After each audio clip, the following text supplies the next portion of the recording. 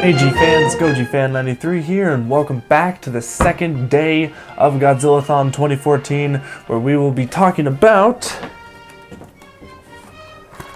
Godzilla Raids Again, 1955. Now, first off, I want to make a little bit of a disclaimer.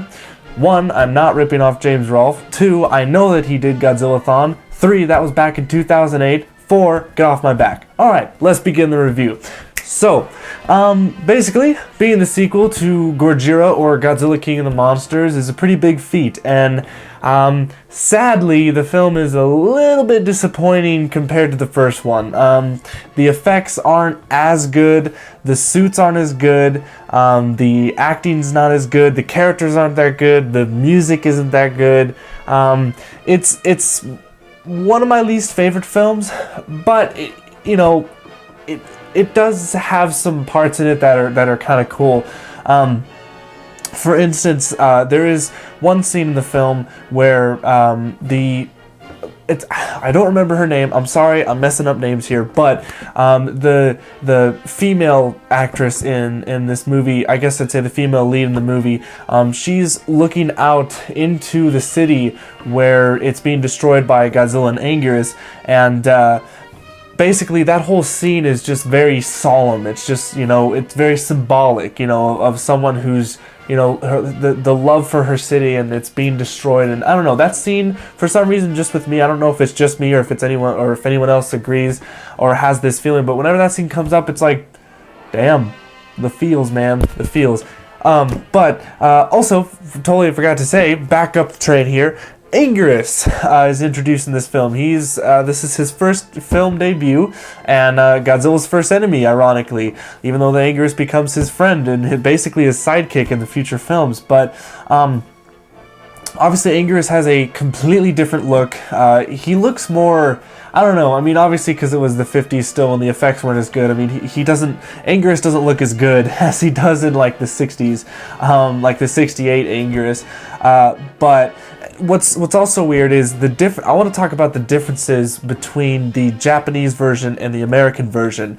Now, I'm not going to be talking about the Japanese version and American version for every film, because that would be ridiculous having to do.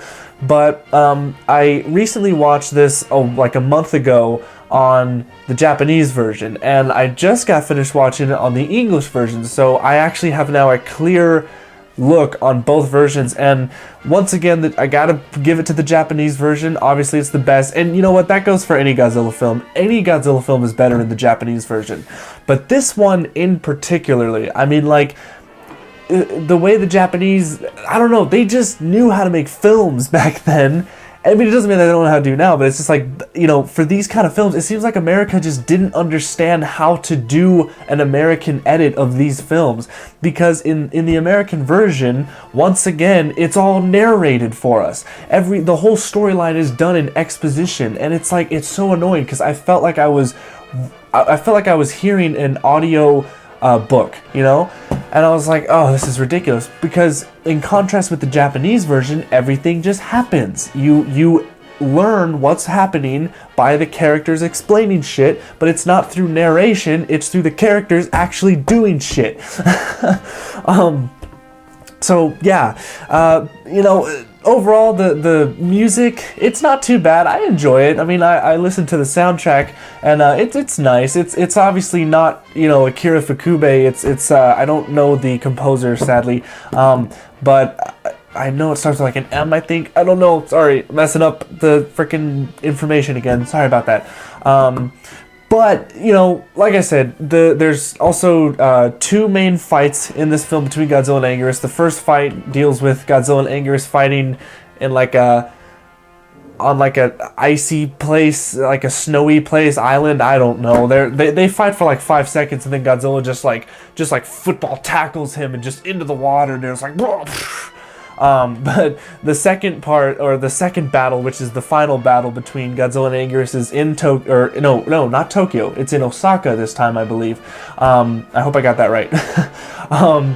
And that's pretty much the big battle. And what's interesting is that they decided not to slow down the footage, but instead speed up the footage. And I believe that there was some kind of problem that went along when they were filming it. Like, they were filming it, but then something wrong happened with the footage or whatever, and that's why it was like fast forwarded or whatever. I don't know the true story behind it. Leave in the comments below if you guys have the facts on that. But anyways, so.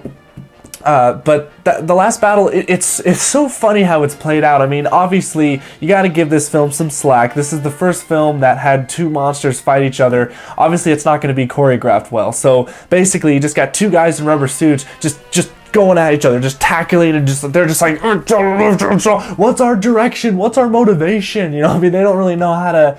I mean, suit acting wasn't. The guys who were doing that, they were the pioneers. They had to figure it out for themselves. There was no handbook on here's how to choreograph a monster fight with suits. You just didn't have that.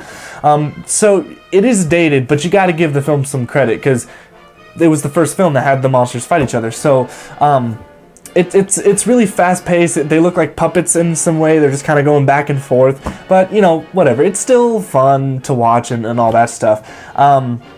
Obviously, Godzilla wins, and basically, it's crazy how Godzilla does the final attack. Like, he bites on Angus's neck and starts just gnawing on his neck, and Angus is just like, ow, ow, oh god, and then he just tips him over and then just atomic breaths his ass, and it's kind of sad to see. I always hate it when Angus gets his ass owned. I don't know. I feel really bad for that monster, but so yeah, not really much to talk about this film. Also, the fact, I guess, with if you guys want to know about a little bit of the human storyline, I mean, there's not really much. It focuses on two pilots that they kind of observe the ocean to see about tuna for food or supplies or whatever like that. So they scout it out and they say, oh, here's some food or whatever, or here's some fish. And there's also there's another love triangle, I believe, if I read that right in the film. And also, the main protagonist, male actor, he had a friend, and he was in love with his girlfriend, I believe. But then he ends up dying at the end when they try and when Godzilla goes back to that snowy island or whatever. They actually try and trap him in ice because they figure out that dropping bombs on him isn't doing anything. They find out that blowing up barrels and fire isn't really going to do anything. So they just decide. So what happens is that his friend Fubiashi. Oh my god, I'm messing up the names again. I'm so sorry.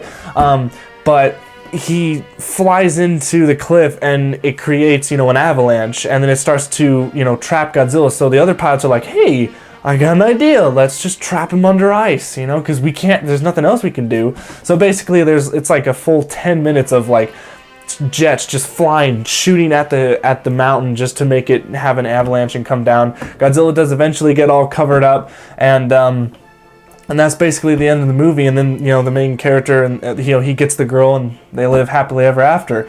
So, yeah, but that's pretty much Godzilla Raids Again. Obviously, I know that I've gotten probably some things messed up, but, once again, unscripted reviews, and that's the way I like to do it. If you don't like it, well, sorry. Yeah, so Godzilla Raids Again, I definitely watch it. It's good. I mean, it's not the best Godzilla film. It's probably one of my least favorite, but hey, it was 1955. Give it a break.